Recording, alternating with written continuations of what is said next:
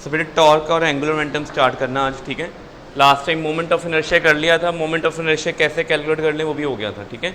और मैंने आज आपको एक शीट भी फॉरवर्ड कर दी हुई है, मोमेंट ऑफ इनर्शिया के अराउंड 24 क्वेश्चन था उसमें, ठीक है। तो मेजर पहला टॉपिक कंप्लीट हो गया, how to calculate moment of inertia using theorem. 2 theorems पढ़ ली थी, पैरेलल एक्सिस थ्योरम भी कर लिया, परपेंडिकुलर एक्सिस थ्योरम भी कर लिया, ठीक है। अब आगे चलते हैं। तो सपोज करो ये ऑब्जेक्ट है, ठीक है, आ जाओ। ये उसका एंड ए है, ये एंड क्या है, बी है। आपने इसको क्या करना है, रोटेट करना है, you need to rotate it. आपने इसका सेंटर लोकेट किया, बिल्कुल सेंटर पे आएगा, यहाँ पे आपने फोर्स लगा दी एफ। अब बताओ, जब हम किसी बॉडी के सेंटर पे फोर्स लगाते हैं, क्या वो रोटेट करता है कि ट्रांसलेट करता है ओनली? ये डस्टर है, डस्टर के सेंटर पे फोर्स लगाई, यहाँ पे उठा लिया, पूरा डस्टर इकट्ठा ही ऊपर आया। All the particles have same velocity, displacement, acceleration. तो ये ट्रांसलेट कर रहा है कि रोटेट कर रहा है? ट्रांसलेट किया, ठीक है। अब मैंने क्या किया, इसके सेंटर पे क्या किया, एक और फोर्स लगा दी ऑपोजिट। अब नेट फोर्स कितनी है,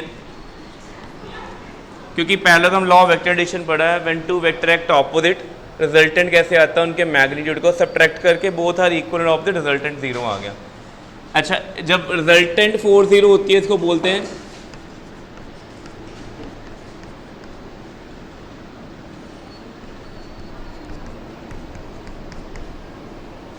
ट्रांसलेशनल इक्विलिब्रियम, ठीक है। इस केस में बॉडी की एक्सेलरेशन कितनी है, ठीक है कि नहीं? तो बॉडी रेस्ट में रहेगी, ठीक है। यहाँ क्या होगा, यूनिफॉर्म मोशन अलोंग, मतलब स्ट्रेट लाइन कह लो, एक्स एक्सिस भी ठीक है। ये चीज़ें क्लियर हो गई पहले, ये हमने किया हुआ सारा, ये हमें पता। तो ये था पहला केस, ठीक है। ये सारा चीज़ें आपको पता होना चाहिए था। ये इसके बारे में बात हो रही है, वही बॉडी है। अब मैंने एक फोर्स कहाँ लगा दी, ए एंड पे, एक फोर्स कहाँ लगा दी, बी एंड पे।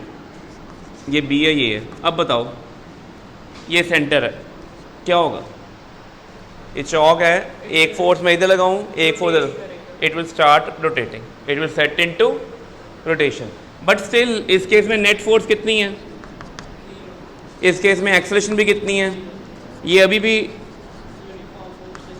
ट्रांसलेटरी इक्विलिब्रियम में है कि नहीं है, ठीक है। बट एक चीज़ आ गई, इसके पास अल्फा क्या है,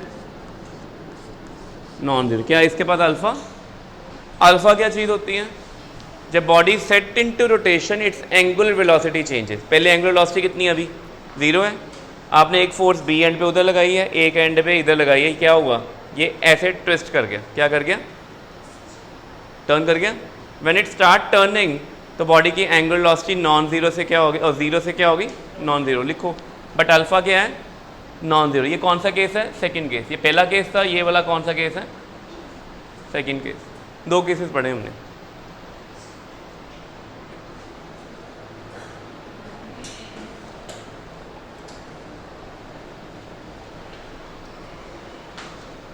ठीक है, यहाँ तक लिख लिया, यहाँ तक हो गया। लिखो नीचे, clearly from zero angular velocity, clearly from zero angular velocity body attain, clearly from zero angular velocity body attain non zero angular velocity, non zero angular velocity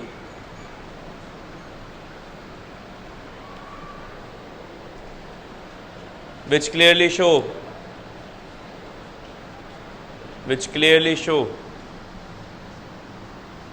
apart from force लगी नहीं, apart from force some another physical quantity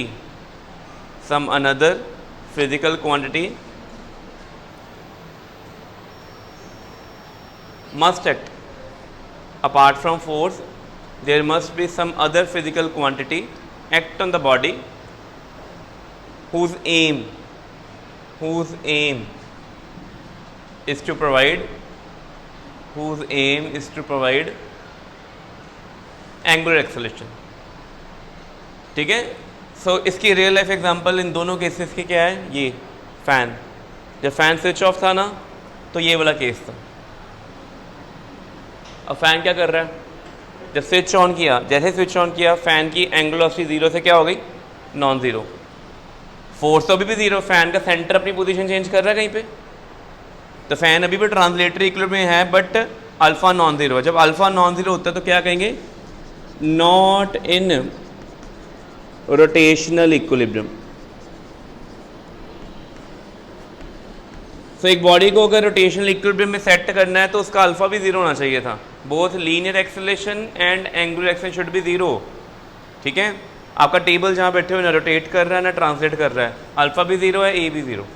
but second case में क्या हो रहा है, a non zero. लिखो, the quantity which provide angular acceleration, the quantity which provide angular acceleration क्या कहते हैं उसको, तो उसको कहते हैं टॉर्क। याद रखना क्या कहना उसको, ये है, ठीक है। किसी बॉडी को रोटेशन में सेट करना है वी नीड टॉर्क, किसी बॉडी को आपने मोशन में सेट करना है वी नीड फोर्स। फोर्स का एनालॉग कौन है, टॉर्क है रोटेशनल मोशन में, ठीक है। अब लिखो how to calculate torque.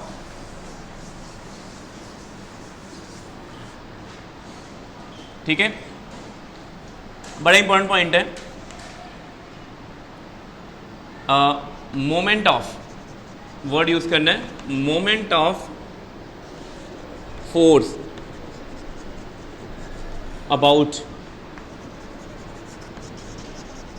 Any point on fixed axis of rotation, ये होता है टॉर्क।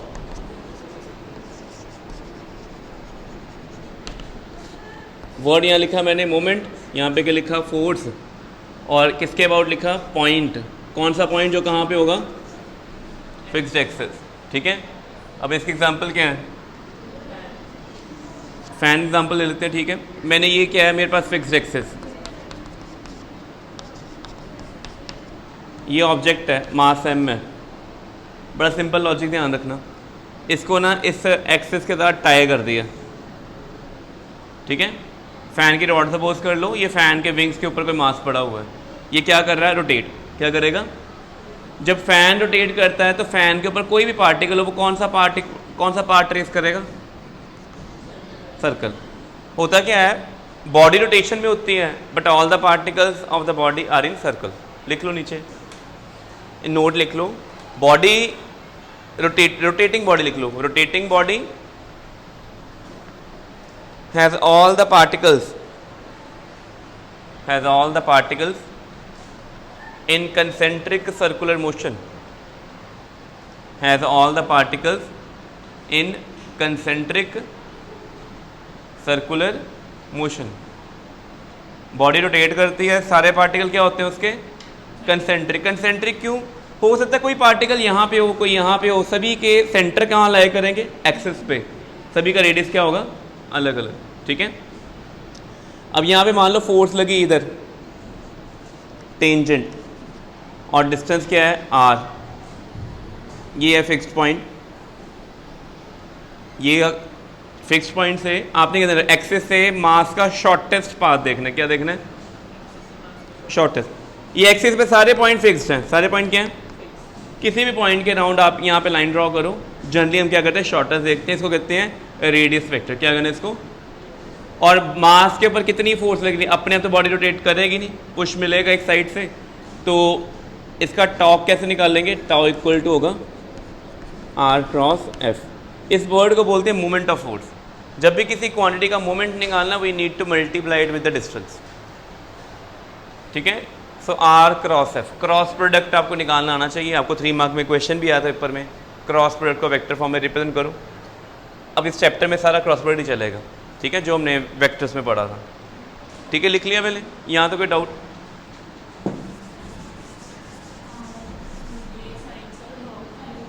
ये टाओ ऐसे, इसको टाओ बोलते हैं, टॉक का ग्रीक अल्फ़ाबेट है, ठीक है।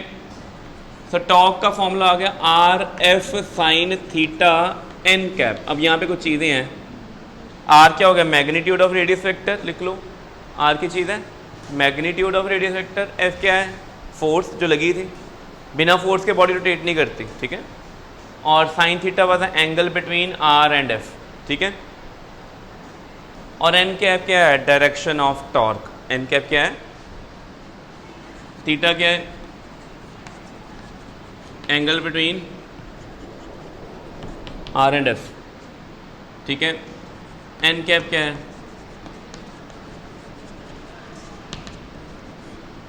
Direction of torque,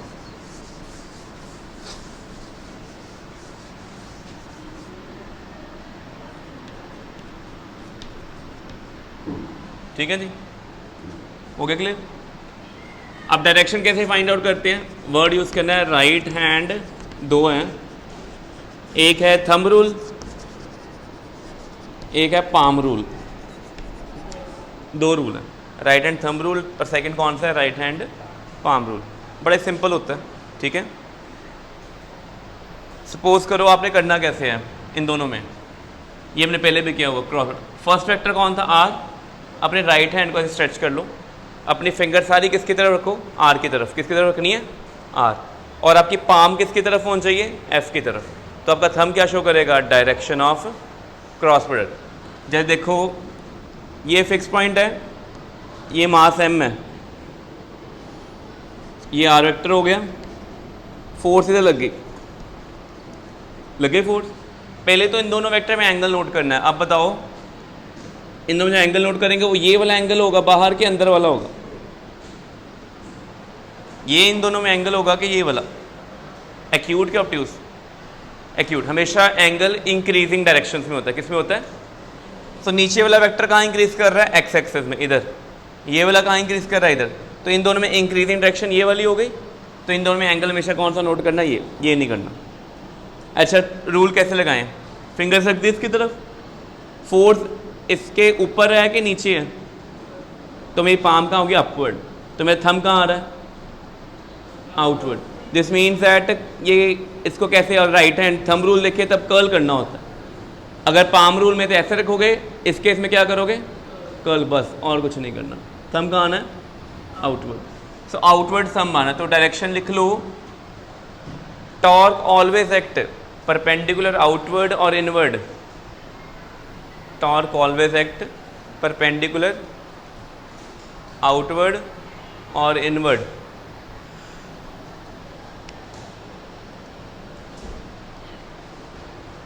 torque always act perpendicular outward और inward. The plane containing r vector and f, plane containing r vector and f vector।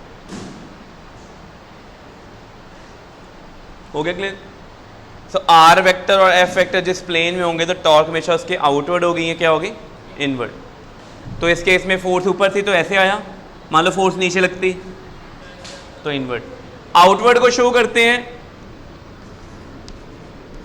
Dot से, किसे शो करते हैं, dot mean towards you. Train का last वो compartment होता है, उसके पीछे आपने देखना क्या लगा होता है, क्रॉस, ये होता है inward. Inward means away from you, कोई चीज़ आपसे दूर जा रही है, इनटू द पेपर जा रही है, that is inward. And a thing, a vector quantity coming towards you, that is dot, tau vector. कोई डाउट इसमें, हो गया क्लियर ये, ठीक है। तो ये चीज़ आपने लर्न करनी है। टॉ कैसे निकालते हैं, लिखो स्पेशल केसेस।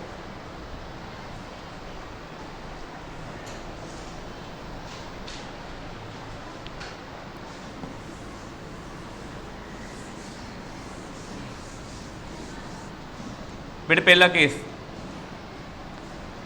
जब थीटा कितना होगा 90 डिग्री, तो टाउ क्या होना है, मैक्सिमम आर एफ साइन 90 कितना होगा, r into f. Maximum torque क्या होना है, मैक्सिमम टॉर्क। और टॉर्क जितना ज़्यादा होगा उतनी जल्दी बॉडी क्या करेगी, स्टार्ट रोटेटिंग, ठीक है। तो आपने देखा डोर नोब्स हैं, जो अपने रूम के डोर के नोब देखो, वो एंड में क्यों लगे हुए हैं। और जब हम फोर्स लगाते हैं, हम पूरा एंगल कितना लगाते हैं आर के साथ, 90। टॉर्क क्या मिलता है, मैक्सिमम। सो मैक्सिमम टॉर्क देखो आपने करना है वो RF है। आप एक मशीन टूल बना रहे हो, आपने देखा हुआ है रेंच देखा हुआ है, पेच कसन वाला मैकेनिक्स को होता है, जितना छोटी लेंथ होएगी ना उतना डिफिकल्ट होता है उसको टर्न करना, जितनी लंबी लेंथ होगी। और हम देखो ट्रक के टायर के ऊपर जो नट बोल्ट होते हैं बड़े टाइटली करने होते हैं उसको फिक्स, और उनके पास रेंच इतने बड़े होते हैं वो कुछ नहीं करते, उसको सेट करके ना उसके ऊपर ही पैर मारते हैं। ठीक है, हम नोटिस किया होगा ऐसा, पैर मारने के खुल जाता है। और अदरवाइज हम हाथों से जितनी मर्जी कोशिश कर लें वो कभी नहीं खुलना। और रीज़न की है, अगर आपने चाहते हो टॉर्क मैक्सिमम लेना, जो you need maximum rotation effect, आप एक बॉडी रेस्ट में है उसको आप मोशन में सेट करना चाहते हो, ठीक है, रोटेशन में सेट करना, यू नीड मैक्सिमम टॉर्क। दो तरीके हैं, पहला तो 90 कर दिया, फोर्स आप पूरे 90 पे लगाओगे। सेकंड आप बताओ, आपने एफर्ट लगाना दिस फोर्स, आप क्या चाहते हो, आपकी फोर्स कम लगे कि ज़्यादा लगे? आप ज़्यादा फोर्स लगानी चाहते हो इंस्ट्रूमेंट, तो मशीन क्यों लगाएंगे? मशीन कोई भी बनाते हो, कोई भी इंस्ट्रूमेंट बनाते हो, उसका एम क्या होता है, पर्पस होता है इनपुट फोर्स क्या हो, तो हम उसकी लेंथ को क्या कर देंगे। तो जितने भी टूल्स हैं ना, रोटेटिंग इंस्ट्रूमेंट्स हैं, वो सभी की लेंथ क्या होती है, बहुत ज़्यादा लेंथ होती है। हाई लेंथ करने से टॉर्क क्या हो जाएगा, और फोर्स क्या लगानी पड़ेगी आपको, कम। लिख लो एक लाइन, ठीक है, all mechanical tools, all mechanical tools, ठीक है, used for nuts and bolts, all mechanical tools used for nuts and bolts have maximum length used for nuts and bolts have maximum length to maximize torque, has maximum length to maximize torque with least force, with least effort force लिख दो, maximize torque with least effort force। समझ लग गई बेटे? हमारा M है कि machine tool में कम से कम फोर्स लगाएं, आउटपुट क्या मिले, ज़्यादा ज़्यादा। अब अभी डोर के साथ ना खड़े हो जाओ, डोर के साथ एंगल 90 ना हो, उसको ऐसे करो, मैं बताता हूँ, ठीक है। इनू सेट करना, डोर से कर दे, अच्छा डोर से कर, इधर दो तीन चीज़ें देखते हैं, ठीक है। डोर आ गया, देखो मैंने ऐसे पकड़ा है, टर्न किया, एंगल कितना है मेरी फोर्स में, ये सारे हिंज पॉइंट्स क्या है, एक्सिस, यहाँ से फिक्स पॉइंट ये उठाया, यहाँ से यहाँ तक का डिस्टेंस कितना होगा, रेडियस वेक्टर, ये हो गया। मैंने फोर्स ऐसे लगाई, तो मेरी फोर्स कितने एंगल पे लगी है, 90 पे। टॉर्क क्या लग रहा है, मैक्सिमम। क्या ये हिंज इसके बियॉन्ड यहाँ तक भी लगा सकते थे, बट ग्रिप लूज हो सकती थी, टूट सकता था, इधर लगाया हुआ है सेफ साइड। अगर ये हिंज यहाँ पे होता तो मेरा एफर्ट बढ़ जाता कि कम हो जाता? क्यों? लेंथ आर कम हो गया, एफ क्या हो जाना, we need to apply more. अब देखो ये डोर यहाँ तक है, अगर मैं ऐसे करूँगा खुल रहा है, बंद भी हो रहा है। अब मैंने ऐसे फोर्स लगाई, कुछ हुआ, रोटेशन में आया ये, मेरी फोर्स कहाँ पे है, इधर मेरी फोर्स कहाँ पे है, और आर वेक्टर भी क्या है, दोनों में एंगल कितना है बेटे, यहाँ पे फोर्स भी इधर लग रही है, फोर्स भी इधर लग रही है, और आर वेक्टर भी क्या है, इस साइड ही है, दोनों पैरेलल हैं। पैरेलल में कितना एंगल होता है, 0। तो वहाँ पे फॉर्मूले में देखो, इधर कर दे, बोर्ड पे सेट कर दो, थीटा अगर 0 आ जाएगा, बताओ टॉर्क कितना हो जाएगा, क्यों 0 होगा? इसका मीनिंग क्या हुआ कि ये कौन सा इक्विलिब्रियम आया, रोटेशनल इक्विलिब्रियम। क्या आ गया ये? मैंने डोर को ऐसे खींच रहा था ना, डोर रोटेट कर रहा था ना मूव कर रहा था, वो कौन सा इक्विलिब्रियम में था, rotational as well as translational equilibrium. लग गया पता? टॉर्क को मैक्सिमम कैसे करते हैं, 90 डिग्री पे रखो, लेंथ बढ़ा दो, एफ कम हो जाएगा, ठीक है। और मिनिमम 0 कब करना है आपने टॉर्क को, जब क्या होगा, अच्छा कोई चीज़ क्लॉकवाइज ऐसे आएगी, ये एंटी क्लॉकवाइज क्या आएगी, तो थंब का आ रहा है आउटवर्ड, पॉजिटिव टॉर्क, क्या यूज़ करेंगे वर्ड। और कोई चीज़ क्लॉकवाइज आएगी, नेगेटिव टॉर्क, ठीक है, याद रखना। टॉर्क पॉजिटिव कब होती है, एंटी क्लॉकवाइज, क्लॉकवाइज क्या होती है, नेगेटिव। बस इतनी सी बात आपने याद रखनी है, बड़ा इंपॉर्टेंट पॉइंट है। तो टॉर्क के बारे में क्लियर हो गया। वेक्टर में हम न्यूमेरिकल करेंगे टॉर्क के ऊपर, तो आंसर निकाल लेंगे, ठीक है। अच्छा ये जो फॉर्मूला लिखा है आर क्रॉस एफ, लिखो टाउ किसके लिए लिखा है मैंने, आर क्रॉस एफ, ये ओनली 1 पार्टिकल के लिए वैलिड है, एक पार्टिकल, सिर्फ किसके लिए, इक्वे पार्टिकल। एक ही पॉइंट पे फोर्स लगाई ना मैंने, एक पार्टिकल, ठीक है। बट रियल लाइफ बॉडीज में एक पार्टिकल होता है, बड़े सारे पार्टिकल होते हैं। अब हम वो लिखेंगे, लिखो torque acting on real life bodies.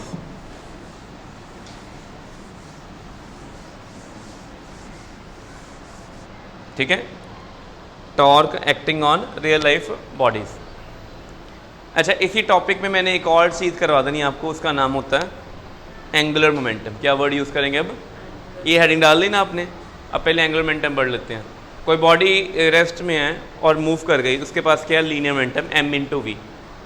Linear momentum का मेन पर्पस क्या होता है? It just shows the quantity of motion associated with the body. Body कितना फास्ट मूव कर रही है, स्लो कर रही है। ये ऐसे एक बॉडी रोटेट कर रही है, मूविंग बॉडी के साथ क्या होता है? मोमेंटम।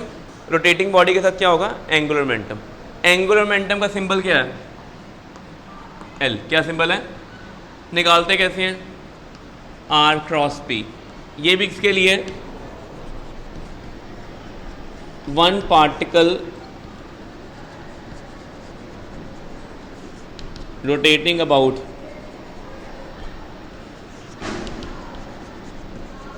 Given axis. क्या वर्ड यूज कर रहे हैं? R×P। सो ये एक्सिस हो गया, इसके अबाउट ये मास m हो गया, कितनी वेलोसिटी है? v है। ये क्या है? उसका r वेक्टर, तो R×P। क्या यूज करोगे वर्ड? सेम रिजल्ट्स हैं, जो स्पेशल केसेस टॉर्क में पढ़े थे वही केसेस हैं। अच्छा, इस केस में किसी भी मोमेंट में वेलोसिटी कितनी है? v है। अगले मोमेंट पे डायरेक्शन क्या होती जाएगी? चेंज होती जाएगी। Momentum keep on changing while rotation, ये हमें पता है। अच्छा, इसमें कुछ चीज़ें हम पढ़ेंगे आगे कि how to change angular momentum. पहले यहाँ तक क्लियर हो गया? कोई डाउट इसमें? ठीक है, लिखो इसको जल्दी।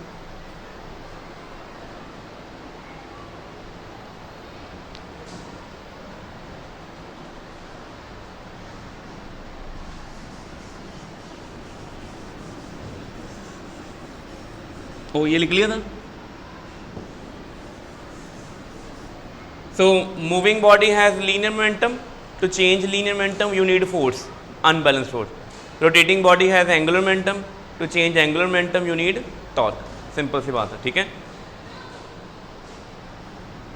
मेरे को ना बात तो अगर मैं इसको डिफ्रेंशिएट करूं,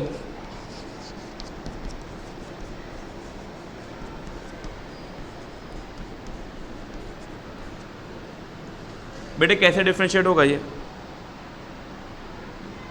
ये प्रोडक्ट है ना, प्रोडक्ट रूल याद है डिफरेंशिएशन का? पहले कौन होगा? फर्स्ट क्वांटिटी डिफरेंशिएट dr/dt, फिर क्रॉस p, फिर कौन होगा? r। वैसे ही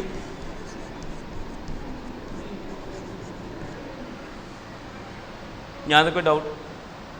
बेटे dr/dt क्या चीज़ होती है?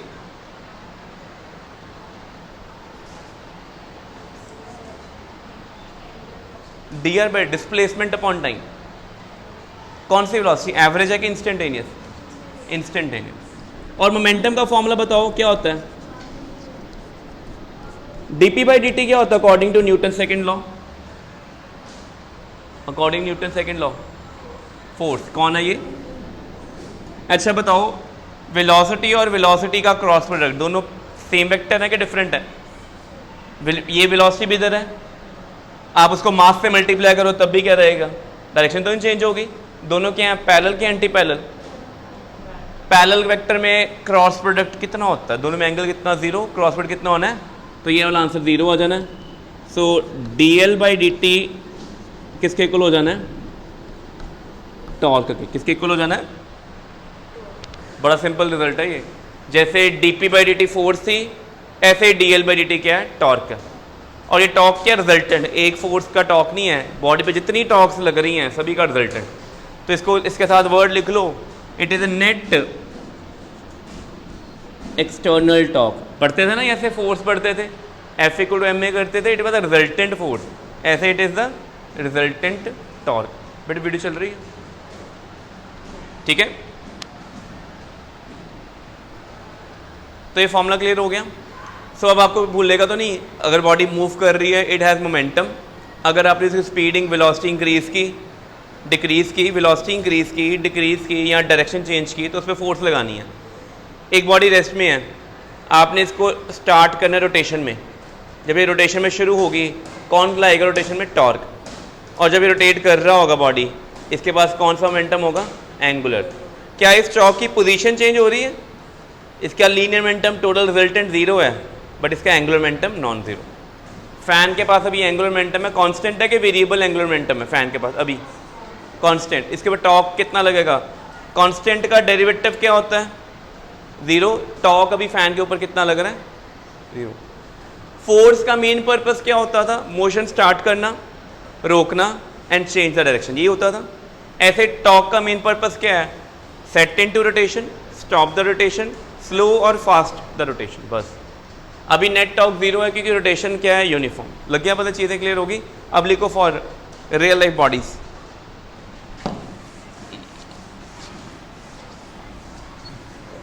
शुरू हम मोमेंटम से करेंगे, फिर डिफरेंशिएट करके टॉर्क पे भी आ जाएंगे। बेटे ये कौन सी बॉडी ड्रॉ की मैंने?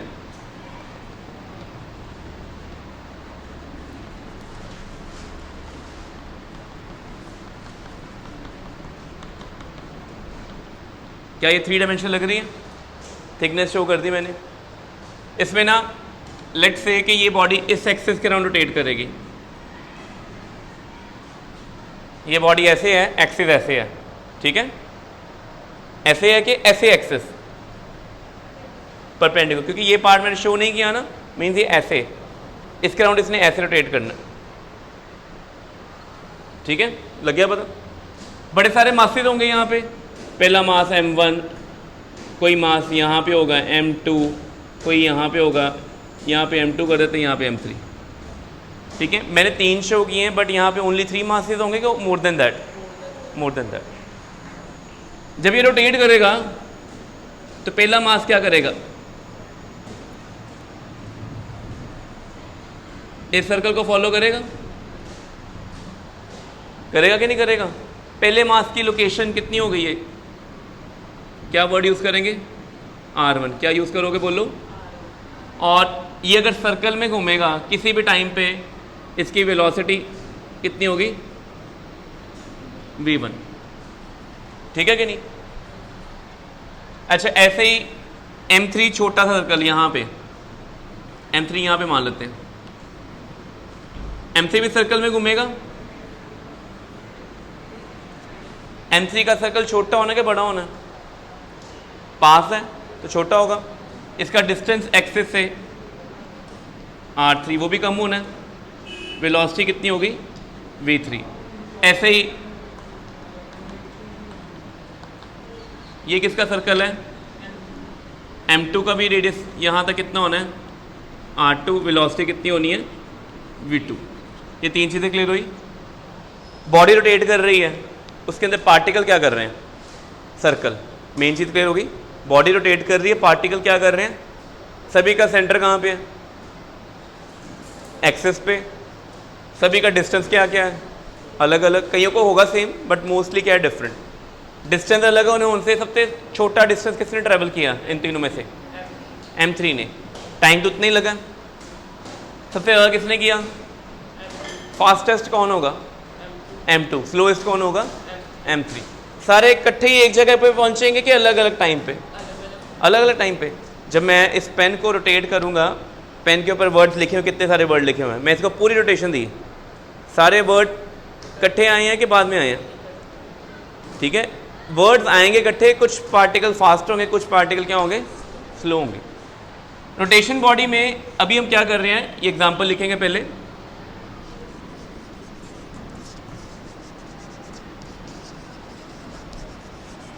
बेटे यूनिफॉर्म रोटेशन की रियल लाइफ एग्जांपल।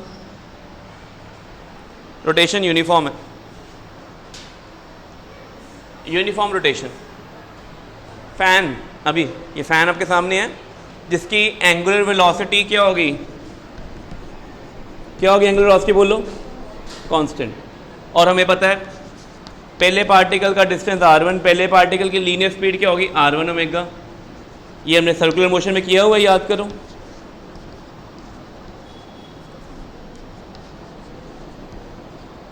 ठीक है, वही चीज़ भी होगी। सर्कुलर मोशन में पढ़ा हमने। किसी भी सर्कुलेटिंग पार्ट की अगर आपने स्पीड निकालनी है तो आपने क्या करना है? डिस्टेंस को किससे मल्टीप्लाई कर दो? उसकी एंगुलर स्पीड ने। कर लिया? कोई डाउट इसमें? यहाँ तक लिखो पहले जल्दी। मैंने n पार्टिकल्स लिखे हैं, बड़े सारे पार्टिकल्स हैं, ठीक है। टॉर्क और एंगुलर मोमेंटम के बाद अगला टॉपिक हमारा कंजर्वेशन में एंगुलर मोमेंटम आएगा।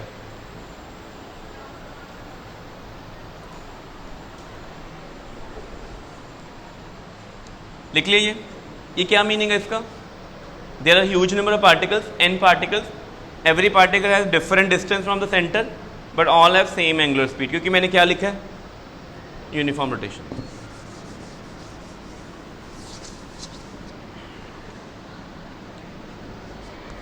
पहले पार्टिकल का एंगुलर मोमेंटम क्या फॉर्मूला होगा? r1 क्रॉस p1, ये ठीक है? और ठीक है भी। अब आप बताओ, इधर x एक्सिस, ऊपर z एक्सिस, ऊपर y कर लेते हैं और बाहर को क्या कर लें? आउटवर्ड क्या कर लें? z। ये किस एक्सिस के राउंड रोटेट कर रहा है? y के z?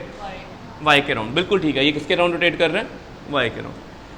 पहले पार्टिकल का r किधर है? इसको लिखेंगे r1 i कैप, लिख दिया। मास m1, वेलोसिटी v1, ठीक है। अब बड़े आराम से सोचना एक चीज़, बॉडी ये है, y के राउंड रोटेट कर रही है, ऐसे है ना, ये y है, ये वाला एंड, इसको जब रोटेशन में सेट करेंगे तो ये वाला एंड कहाँ जाएगा? इनवर्ड जाएगा, अपवर्ड जाएगा क्या आउटवर्ड? इनवर्ड। इनवर्ड कौन है? x इधर है, z आपकी तरफ है, इनवर्ड क्या है? Minus z। कौन है इनवर्ड? तो ये जब पार्टिकल ने सर्कल करना है तो ऐसे करना है ना। इस टाइम पे इसकी जो वेलोसिटी v1 है वो अंदर को है कि टॉप ऊपर को है? ये ऐसे है। अगर बॉडी ये है, इसका ये एंड कहाँ जा रहा है? एक्सिस ये है ना ऊपर वाला, तो ये एंड कहाँ जाना है? इनवर्ड। और ये एंड ने कहाँ आना है? तो बताओ, ये वाली वेलोसिटी इनवर्ड होगी, इनवर्ड कौन होगा?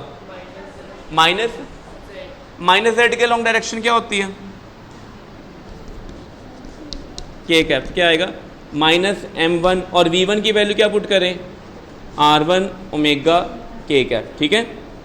बन जाएगा m1 r1 square i cross minus k cap. बेटे i क्रॉस k कितना होता है? i क्रॉस k कितना होता है? शॉर्टकट याद करो, i j k। देखो इधर, अगर आप ऐसे चलोगे तो क्या आएगा? पॉजिटिव। उल्टा चलोगे तो क्या आएगा? i क्रॉस j करते तो plus k, j cross k करते plus i, but i cross k करोगे तो क्या आएगा? i cross k minus j आएगा। ऑलरेडी वहां पे क्या एक माइनस है, तो आंसर क्या आ जाना है? और ये तो वेक्टर ने बताया। j कैप किसकी डायरेक्शन है? अभी मैंने बताया था आपको, टॉर्क की डायरेक्शन या एंगुलर मोमेंटम डायरेक्शन लेनी हो तो क्या यूज करते हैं? Right hand palm rule. R vector कहाँ पे है? इधर है ना। मोमेंटम इसका, इसकी वेलोसिटी कहाँ थी? इनवर्ड थी कि अपवर्ड थी? तो मेरी पाम कहाँ होगी? इनवर्ड। थंब कहाँ होगा? तो देखो आया अपवर्ड। तो पाम रूल से भी कर लिया, वेक्टर से भी कर लिया। ये हो गया पहले का एंगुलर मोमेंटम।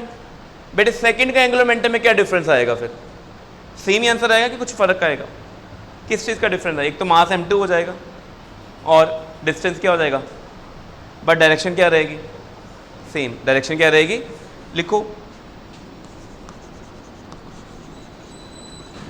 सिमिलरली L2 क्या आएगा? m2 r2 square j cap. L3 क्या आएगा? m3 r3 square j cap. ठीक है जी, ठीक है। कोई रट्टा लगाने वाला स्टेप नहीं है, कोई क्रैमिंग नहीं है। जो मैथ्स ने बोला फिजिक्स हम वो मानेंगे, ठीक है। जो मैथमेटिक्स ने कह दिया हमने वो मानना है। हाँ, बस याद रखना कि आप जब आई कैप जे कैप के कैप करते हो तो ये कोऑर्डिनेट एक्सिस ड्रॉ करना होता है कि आपने एक्स एक्सिस कहाँ लिया है, वाई कहाँ लिया है, जेड कहाँ लिया, ये आपने चूज़ करना होता है। उसी को फॉलो करके करना है। यहाँ तक आ गए? तो बॉडी में कितने सारे पार्टिकल हैं? बड़े सारे। अगर टोटल एंगुलर मोमेंटम निकालना होगा तो कैसे निकालेंगे? सभी को क्या करेंगे? ऐड करेंगे। लिखो नेट एंगुलर मोमेंटम। ये कर लिया नोट नीचे? Net angular momentum L vector क्या आएगा? L1 L2 L3 सोन, सभी में ओमेगा बाहर आ गया, m1 r1 square m2 r2 square plus so on, omega भी बाहर आ गया, साथ में क्या आ गया, जे क्या। ये कौन है, m1 r1 square plus m2 r2 square plus m3 r3 square, ये क्या चीज़ है, याद करो लास्ट लेक्चर में किया हुआ है। m1 r1 square plus m2 r2 square, notes देखो, m1 r1 square plus m2 r2 square plus m3 r3 square, ये कौन होता है, ये कौन सी फिजिकल क्वांटिटी है जो मैंने बताया था कि बड़ी इंपॉर्टेंट क्वांटिटी है पूरे रोटेशनल मोशन में, क्या कहते हैं इसको, मोमेंट ऑफ इनर्शिया। तो ये आंसर कितना आना है, आई ओमेगा वेक्टर, कितना आएगा, आई ओमेगा, मैंने वेक्टर क्यों डाला है,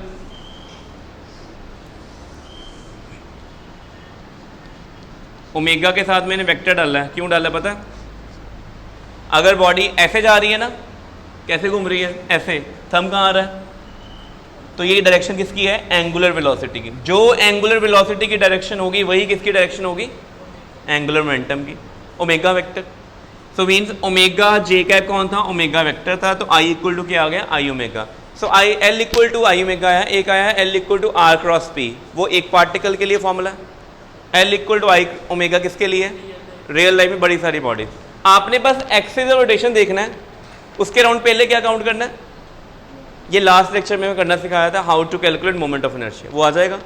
फिर रोटेटिंग बॉडी की एंगुलर वेलोसिटी कितनी, उससे क्या कर देना, मल्टीप्लाई। क्या यहाँ पे कोई डॉट क्रॉस प्रोडक्ट हो रहा है, ये स्केलर है फॉर द +1 क्लास, क्लास 11 तक मोमेंट ऑफ इनर्शिया क्या होती है, स्केलर ही होती है। Actually it is a tensor quantity, tensor भी बाद में पढ़नी है, क्लास 11 में इसको स्केलर ट्रीट करो। ये क्या है, एल इक्वल टू आ गया, आगे लिखो टॉर्क, बताओ टॉर्क का क्या फॉर्मूला था, टॉर्क क्या था, एक तो आर क्रॉस एफ था सिंगल पार्टिकल के लिए, और एल के साथ रिलेशन ही पढ़ा था, D L by D T, क्या पढ़ा था, जब ये बॉडीज रोटेट कर रही हैं, रोटेशन के टाइम पे इनके पार्टिकल डिस्टेंस चेंज नहीं करेंगे क्योंकि ये रिजिड बॉडीज हैं, चैप्टर का नाम ही है rotational mechanics of rigid bodies. Body जब रोटेट करेगी क्या स्पेसेस बदलेंगे, पार्टिकल्स की गैप बदलेगा, तो आर चेंज होगा, ये आई चेंज होगा, कौन चेंज होगा, सिर्फ स्पीड अप करेंगे, स्लो डाउन करेंगे, कभी रोटेशन फास्ट हो जाएगी, कभी स्लो हो जाएगी, तो ओमेगा चेंज होगा। अभी फैन बंद करो, ओमेगा कम होना शुरू हो जाएगा, और अगर ओमेगा चेंज हुआ तो क्या लगेगा, टॉर्क। फैन बंद करते रोकता कौन है फैन को, torque applied by the air.